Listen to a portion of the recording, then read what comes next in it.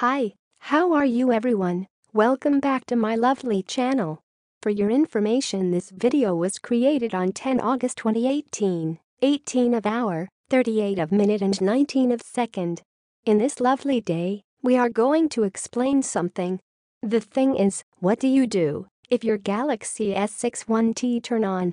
In the next few seconds you will get a short information about what do you do if your Galaxy S61T turn on.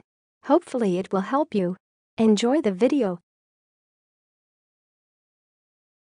Here's the explanation about what do you do if your Galaxy S61T turn on. Press and hold Galaxy S6 power button for a few seconds, then follow the on-screen instructions. Press and hold Galaxy S6 power button until the phone restarts. Press and hold the power button and the volume button simultaneously for more than 7 seconds if the phone is not responsive. Last update August 10, 2015. Now, we will give you 20 seconds to read again the explanation by yourself so you can absorb this information. Please take your time.